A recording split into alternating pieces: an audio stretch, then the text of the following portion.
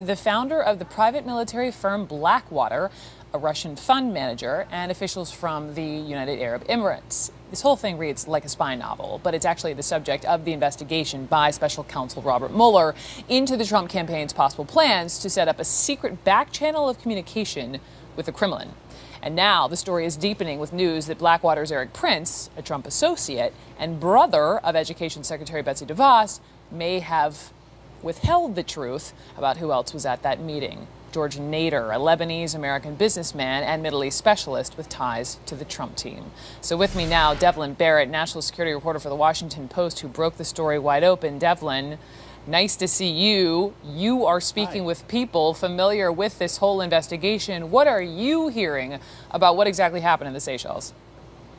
Well, the Seychelles meeting has been sort of a mystery for a long time because what we originally reported last year was that intelligence officials believed this was an important meeting to try to establish a back channel between the Kremlin and the incoming Trump administration.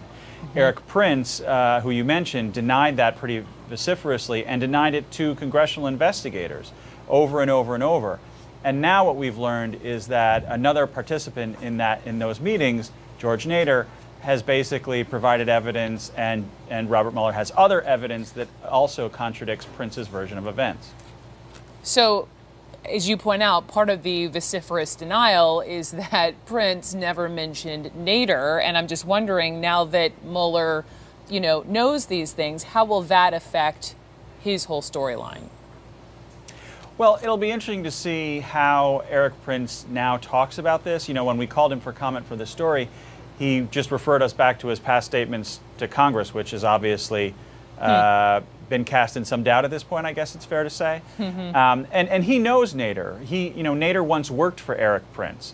So it's curious. Some of his answers are far more curious just knowing that George Nader was there.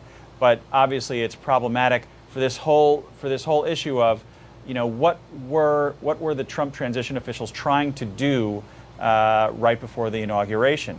It's not the only instance where we hear about some effort to create a back channel, a sort of an unofficial line of communication between Trump officials and the Kremlin. But this seems to be